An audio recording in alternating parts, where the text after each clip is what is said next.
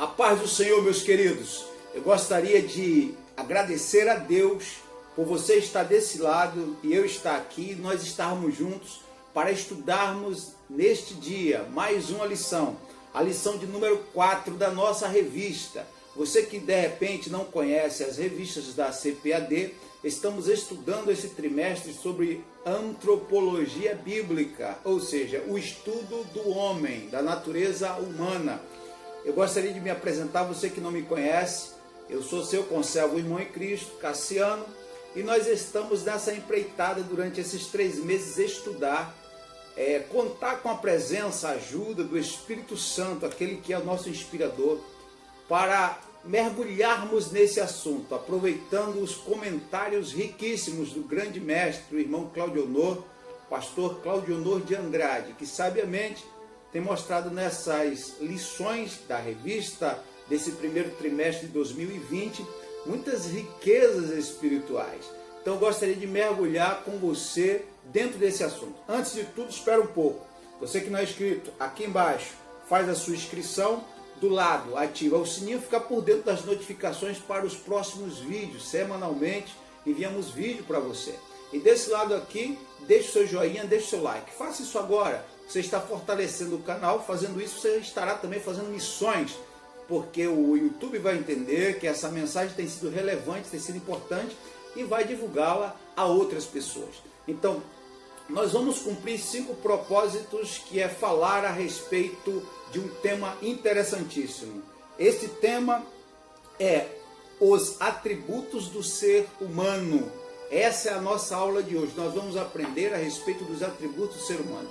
Você que nos acompanhou já nos ouviu falar a respeito das perguntas cruciais do homem: quem sou, de onde eu vim, para onde vou, qual o meu propósito de vida, qual a minha missão. Você também ouviu a respeito da natureza humana, porque eu sou dividido em espírito, em alma e corpo. Então tudo isso, todas essas informações fazem parte da composição do que você é, do que eu sou como homem, como ser humano. E hoje nós vamos estudar um pouco sobre os atributos do ser humano.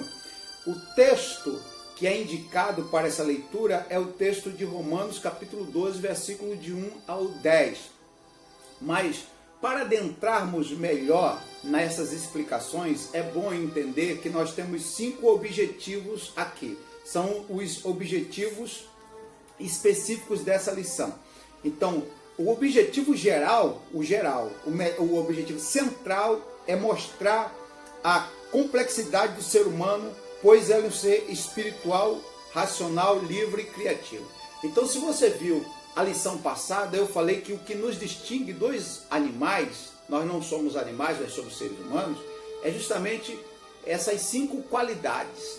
O homem, ele tem a qualidade de ser um ser espiritual, ele tem espiritualidade, ele tem racionalidade, ele tem sociabilidade, ele tem liberdade, que está embutido no seu livre-arbítrio, ele também tem criatividade. Isso eu falei na lição passada, dando umas pinceladas a respeito. Mas hoje nós vamos adentrar mais sobre esse assunto.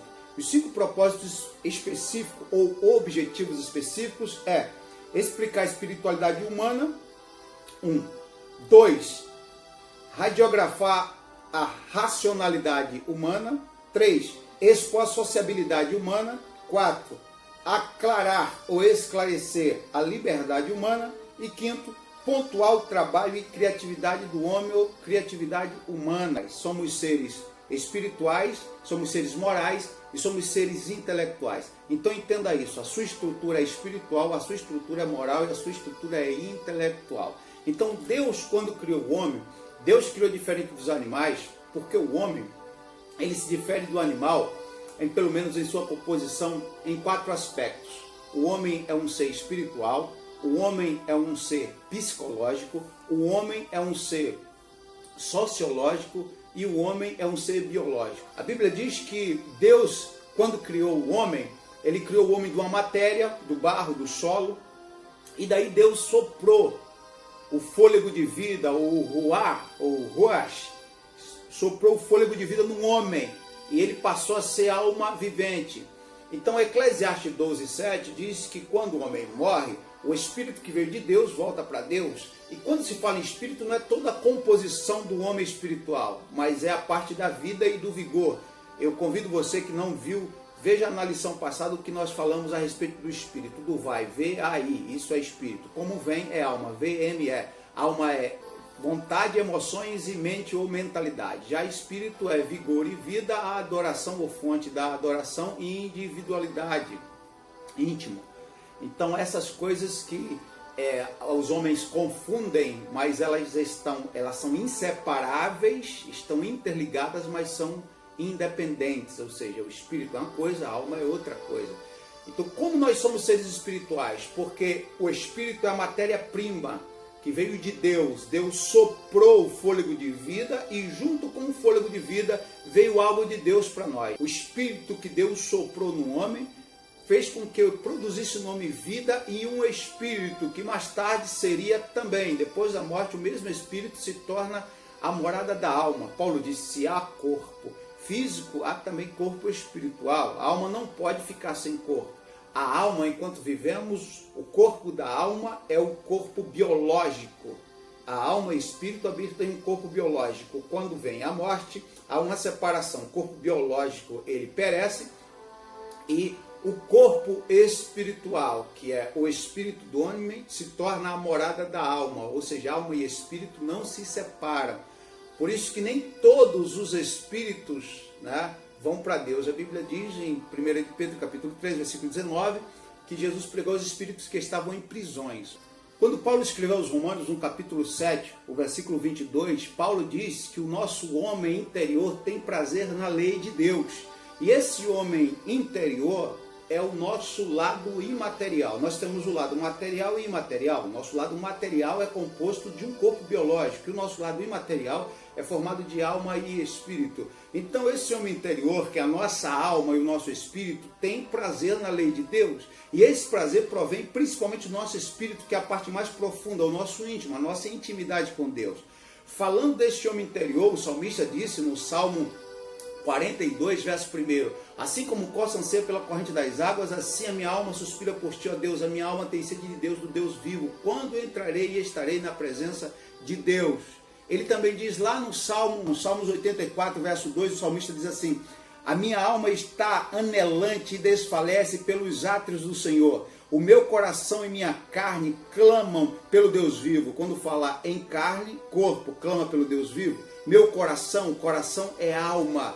Minha alma também está clamando pelo Deus vivo, mas ele diz assim, a minha alma está anelante e desfalece pelos átrios do Senhor. Nesse contexto aqui, alma é espírito, ou seja, espírito, alma e corpo tem sede de Deus, mas esta sede não vem do corpo, provém da parte mais íntima, provém do espírito. O espírito junto com a alma faz com que o homem tenha a sede de Deus. Essa sede é promovida no seu íntimo, no seu interior. Então todo homem, ele é um ser que foi formado para a espiritualidade.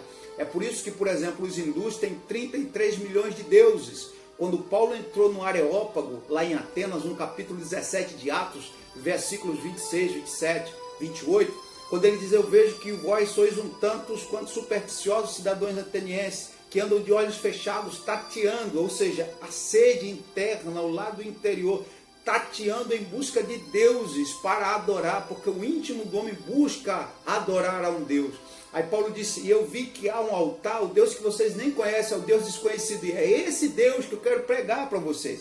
Então todo ser humano tem sede de Deus, mesmo que não conheça. É por isso que na nossa cultura indígena, a cultura indígena local brasileira, né, os nossos antepassados, os tupis, guaranis, adoravam a Tupã, não tinham conhecimento do Deus que nós temos a respeito do Deus da Bíblia, como também os astecas, incas e maias, eram tribos primitivas que adoravam o Criador mesmo não conhecendo. Sabe o que levava o homem a fazer isso? Mesmo não tendo a Bíblia em mãos, mesmo não tendo a palavra de Deus, é a sede do íntimo, do interior do homem.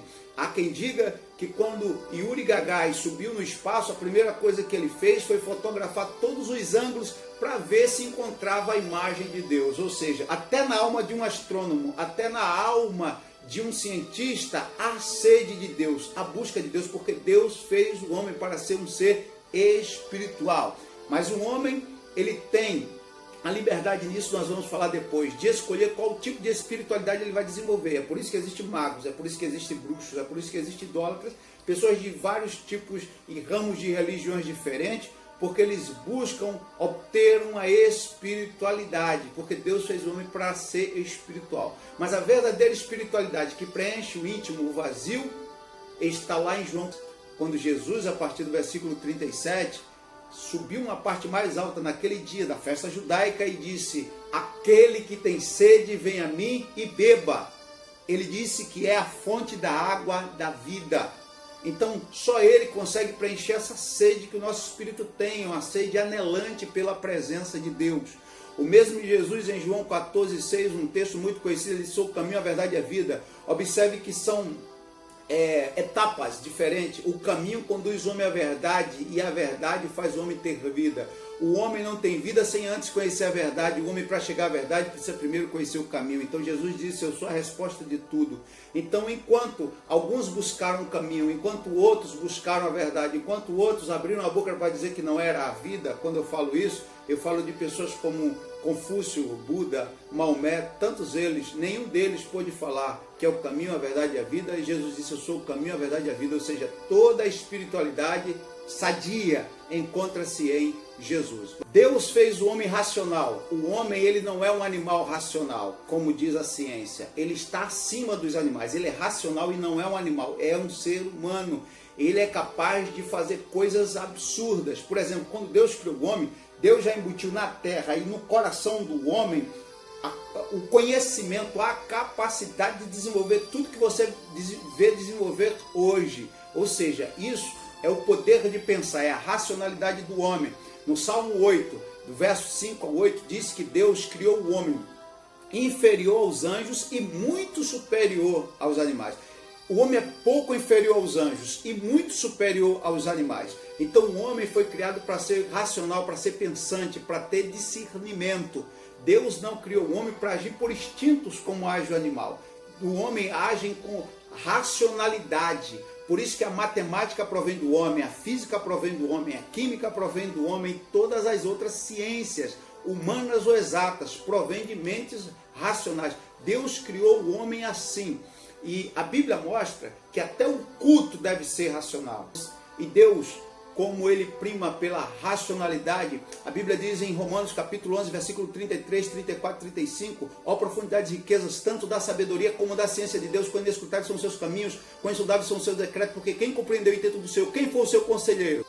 Então Deus está acima de todas as ciências, Ele é a fonte de toda a ciência, saber e conhecimento. Por isso que Deus criou o homem também para ser um ser pensante, um ser racional, que tenha discernimento, como disse Jesus, entre a mão direita e a esquerda. O animal não sabe quanto é 2 mais 2, o animal não sabe quais as consequências das suas decisões.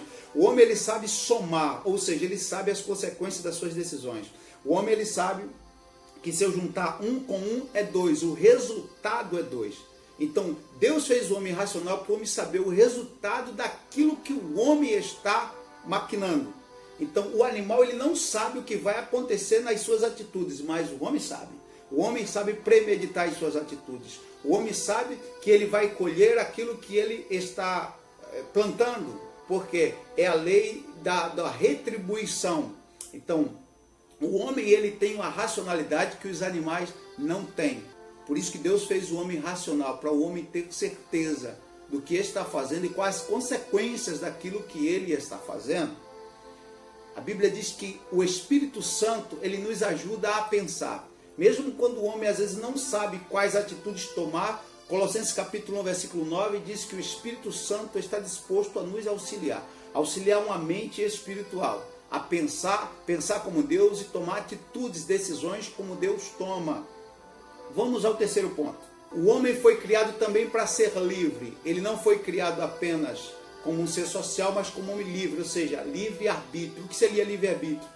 Livre-arbítrio é o direito de escolha, o direito de escolher. Inclusive está na nossa Constituição, artigo 1.1, que nós temos o direito de ir e vir, de entrar e sair. Isso é liberdade. Deus deu essa liberdade ao homem. estamos acima dos animais. Os animais não têm livre-arbítrio, nós temos o livre-arbítrio. Dentro desse livre-arbítrio nós tomamos as nossas decisões. Você pode escolher fazer o que você quiser, mas as consequências é inevitável. Mas a cultura calvinista diz que o homem não tem livre-arbítrio, é Deus que predestinou. Espera aí, depois da queda, Deus predestinou? Isso não é bíblico. A Bíblia mostra em Gênesis no capítulo 4, versículo 7, eu falei isso na aula anterior, repito novamente, Deus desceu para falar com Caim quando o pecado já havia nascido no coração, porque Tiago no capítulo 1, versículo 13, 14, 15, diz que o pecado nasce no nosso interior, ele nasce ocultamente, ele cresce gradativamente, mas ele só se manifesta publicamente. Então antes do pecado se manifestar publicamente, o homem pode dominar sim. Deus falou com Caim, Caim, o pecado está à porta, mas cabe a ti dominá-lo. E na linguagem da nossa Bíblia corrigida, a Bíblia mostra que Deus mostrou para Caim quais seriam as suas consequências e a decisão. Se você decidir optar para o bem, as consequências serão boas. Eu estou trazendo uma linguagem mais clara para você. Agora, se você decidir tomar uma decisão errada, as consequências serão drásticas. E eu vou ler para você, Gênesis capítulo 4, olha só o que está escrito. Gênesis 4, 7. Se bem fizeres, não haverá aceitação para ti, e se não fizeres bem, o pecado jaz à porta, e para ti será o seu desejo, e sobre ele dominarás. Ou seja, você tem a opção, Caim, de fazer o bem ou de fazer o mal. O desejo, a vontade de matar teu irmão nasceu dentro de você, mas você ainda não o matou. Então você pode decidir. É aquela questão, escapa-te por tua vida. Deus dá sempre ao homem condições dele tomar a melhor decisão. Mas ele que mede os pés pelas mãos. Ele disse que Eclesiastes, capítulo 7, versículo 29, Deus fez o homem reto, perfeito, mas ele se perdeu em seus caminhos por suas invenções. Ou seja, ele em suas decisões de meter os pés pelas mãos. Você quer ver uma coisa? Josué, ele chegou no capítulo 24, versículo 15, é um clássico. Para se entender que o homem é um ser que tem um livre-arbítrio de escolher, Josué falou assim, olha, se para vocês não convém servir ao Senhor, não é bom servir ao Senhor, não é uma boa coisa servir ao Senhor, então sirva ao Deus dos seus pais, é com vocês. Aí Josué falou, porém eu e a minha casa serviremos ao Senhor. Então foi uma decisão de Josué. Então o homem ele tem essas condições de decidir, o homem ele tem capacidade, o livre-arbítrio de decidir. Só que a nossa vida nesse aspecto é como um cartão de crédito. Você compra o que quiser. De repente, o crédito desse cartão é altíssimo, mas no final do mês virá a conta para pagar. Ou seja, o que o homem decidir nessa vida, ele sabe que aqui ou depois ele vai colher. Por isso que em Eclesiastes, no capítulo 11, versículo 9, Eclesiastes 11, 9 diz assim, alegra-te, jovem, na tua mocidade, alegre-se o teu coração nos dias da tua mocidade. Anda pelos caminhos do teu coração e pela vista dos teus olhos. Sabe, porém, que por todas essas coisas te trará Deus a juízo. Você quer alegrar o seu coração? Você quer fazer o que você quiser nos dias da tua mocidade, jovem? Faça. Mas saiba que mais cedo ou mais tarde Deus te trará juízo. Ou seja, você vai ter que arcar com as consequências das suas decisões. Então o homem tem livre-arbítrio, mas ele tem a escolha de optar pelo bem ou pelo mal.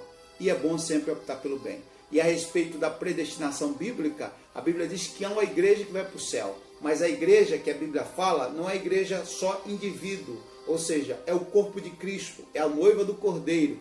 Alguém sabiamente, há muito tempo, fez essa comparação, que o capitão da embarcação é Cristo, e essa igreja é um navio, uma embarcação completa de tripulantes.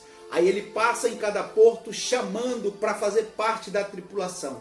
Quem quiser vir renunciar a uma vida pregressa para estar com ele, está predestinado a chegar em um porto seguro. Quem não, vai ficar. E quem também se decidir, mas no meio desse trajeto na embarcação pular do navio, o capitão também não se responsabiliza. Ou seja, a igreja foi predestinada a sair de um ponto e a chegar no outro, e ela vai chegar do outro lado.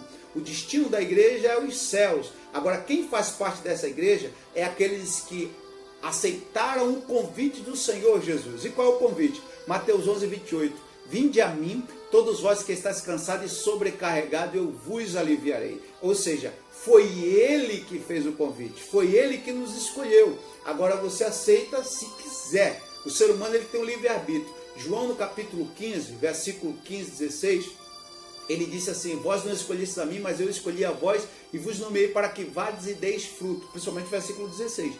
Para que o vosso fruto permaneça, a fim de que o vosso fruto permaneça. E tudo quanto pedires ao Pai em meu nome, Ele vos conceda. Então vós não escolhestes a mim, eu escolhi a vós e vos nomeei. Jesus escolheu, mas a Bíblia mostra que entre aqueles que Ele escolheu, mesmo aceitando o convite de Jesus, se perdeu, como por exemplo Judas. Judas se perdeu. E a Bíblia mostra várias pessoas que aceitam o convite de Jesus e se perdem. Ô irmão, o que é esse negócio de aceitar o convite de Jesus? É fácil. Um exemplo. Eu faço o aniversário da minha filha, convido você que está me assistindo, te dou o convite e você aceita ou não. Se você aceitar o convite, você será bem-vindo à festa. Se você não aceitar, o convite foi feito. Ou seja, a minha parte eu fiz em lhe convidar. Quem me destratou em não aceitar o convite foi você. É o que acontece quando Jesus falou naquela parábola do pai que dá uma festa para o seu filho. E a Bíblia diz que alguns deram desculpa, por exemplo, a desculpa de que casou, outros deram desculpa que estava comprando uma junta de gado, outros comprando terra. Então, ao homem, o ser humano dá várias desculpas para não aceitar o convite. Mas Deus fez o homem por livre-arbítrio. A igreja é predestinada a estar nos céus como uma embarcação, como os tripulantes de Cristo. Agora, quem vai fazer parte desse tripulante? Cabe a decisão minha e sua, se queremos ou não fazer parte dessa tripulação. Quando Deus criou o homem, Deus não criou o homem para estar só. A Bíblia diz que a primeira coisa que Deus criou, que ele não gostou, que viu que não era bom, foi a questão da solidão. Porque, claro, Deus não criou a solidão, mas como consequência daquilo que Deus criou, Deus percebeu como estava só. E a única coisa, a Bíblia diz que Deus viu que era bom, o sol Deus viu que era bom, a lua Deus viu que era bom, tudo Deus viu que era bom. Mas no capítulo 2 de Gênesis, versículo 18, Deus falou, não é bom que o homem esteja só, ou seja, a solidão não é uma coisa boa. Inclusive, lá nos céus, Deus não está só, Ele é soberano, mas Ele tem a companhia de uma arcada angélica, de anjos, arcanjos, serafins, querubins, Pai, Filho, Espírito Santo. Então, para o homem não seria diferente, o homem estava só. Claro que Deus não criou a mulher a partir daí, a mulher já estava num projeto eterno de Deus. Mas Deus fez com que o homem experimentasse a solidão para que o homem, depois de conhecer a mulher, não quisesse de novo a solidão. Para que o homem entendesse que melhor ser dois do que um, como diz Eclesiastes. Então é bom sempre estar em quantidade. O homem, ele foi criado como um ser social, para estar em companhia. O homem não foi feito para estar só. Inclusive, multidão atrai multidão. Pessoas buscavam Jesus quando, por exemplo, a multidão ela abre uma curiosidade. A Bíblia diz que o cego Bartimeu perguntou: que multidão? Quem é esse que está passando? Porque eu ouvi um barulho da multidão. Quando você passa na rua, por exemplo, e vê uma multidão ao redor de alguém que está vendendo alguma coisa, fazendo qualquer tipo de truques mágicos, qualquer coisa, as pessoas se juntam sem saber nem o que é, porque a multidão, curiosamente, chama a atenção de outras pessoas, ou seja, a multidão provoca multidões, porque o homem gosta de estar onde tem outras pessoas, onde tem seus semelhantes. Deus criou o homem assim, um ser sociável. Quando Deus viu que o homem estava só, a primeira coisa que Deus fez foi criar a mulher. Então, claro que a mulher já estava num projeto eterno de Deus, mas Deus criou primeiro o casal. Depois do casal, Deus criou a família. A família veio através do casal. E naquela família, eles aprenderam a sacrificar. Abel e Caim, no capítulo 4 de Gênesis, a Bíblia mostra isso. Eles aprenderam a sacrificar, ou seja, ali já nasce, já é a figura da igreja. Deus fez o casal, depois do casal, família, depois da família, igreja, e depois da igreja, Estado. E as coisas é nessa ordem. Claro que hoje, infelizmente, a cultura predominante no mundo, que é a cultura socialista, a cultura marxista, a cultura de Karl Marx, diz que o Estado está acima de tudo. É mentira. O Estado não está acima de tudo. A família está acima de tudo. A família só está abaixo de Deus. Depois de Deus é a família. Depois da família vem a igreja. Depois da igreja que vem o Estado. Ou seja, se o homem inverter a ordem, ele vai se perder. Porque acima do Estado está a família. Aliás, acima do Estado, melhor, está a igreja. E acima da igreja está a família. Já diz um sábio que não há igreja sem família, mas existe família sem igreja. Então, a família está acima da igreja. Observe que Deus fez com que dois se tornassem um casal se tornasse família, família se tornasse igreja, igreja, depois veio o Estado. Então é nessa ordem. Deus fez o homem um ser com essa disponibilidade de estar entre seus semelhantes, independente de tribo, raça, povo e nação. Apocalipse capítulo 7, a Bíblia diz que João, naquela visão, viu homens de todos os povos, tribos, línguas e nações. Ou seja, o homem não é como um animal. O lobo, ele só está entre os que são da mesma raça, na alcateia. Os peixes estão no mesmo cardume. E todos os animais são assim, eles buscam só os seus iguais para estar perto. O ser humano não. O ser humano, ele se sente bem, o ser humano, em estar próximo às pessoas que também são seres humanos independentes, seja da mesma cor, da mesma raça, da mesma tribo, língua ou nação. Pontuar o trabalho e a criatividade do homem. Então Deus fez o homem para o trabalho. Deus fez o homem para ser um ser proativo. Gênesis capítulo 2, versículo 15, sobre trabalho e criatividade, a Bíblia mostra o seguinte, que Deus fez o homem para cuidar da terra, mesmo o homem ainda não tinha pecado, já que ele caiu no capítulo 3. A sentença foi capítulo 3, versículo 15. Mas no capítulo anterior, no capítulo 2, versículo 15, o homem já cuidava da terra. Ou seja, Deus fez o homem para ser proativo. Inclusive a ciência diz que um homem proativo, um ser humano proativo, ele tem menos tendência de ter algumas doenças do que outras pessoas que não são proativas. Por isso que, inclusive, é um aconselhamento da ciência e da medicina que o homem tem atividades físicas, porque o homem não foi feito definitivamente para estar parado, ele foi feito para produzir, para trabalhar. O trabalho dignifica o homem. O trabalho faz parte de um processo divino para o homem habitar na terra e produzir para a glória de Deus. E a Bíblia mostra que Deus não só fez o homem com disposição para trabalhar, como também com inteligência para criar. A Bíblia diz a partir do capítulo 2 de Gênesis, a partir do capítulo 4 de Gênesis, melhor, a partir do capítulo 4, versículo 17, a Bíblia mostra, por exemplo, que Caim edificou uma cidade para o seu primeiro filho Enoque. Então mostra aí um homem edificando a cidade. Imagina, Caim ele tinha um nível de inteligência fora do comum dos homens normais de hoje. Imagina, um homem edificou uma cidade. Então Caim edificou uma cidade. Agora, e dos descendentes de Caim? A Bíblia fala que os filhos de Lameque, fala de 3. A Bíblia mostra 3 filhos de Lameque que foram grandes homens da ciência em termos de criatividade. Por exemplo, a Bíblia fala em Jabal, Jubal e fala em Tubal-Caim. A Bíblia mostra o seguinte, os filhos de Jabal, a Bíblia mostra que eles foram peritos em tendas, em criar gado, ou seja, olha aí a pecuária se desenvolvendo, eram grandes pecuaristas e criadores de tendas. Então está aí, podemos dizer assim, o início da arte, da arquitetura e da pecuária.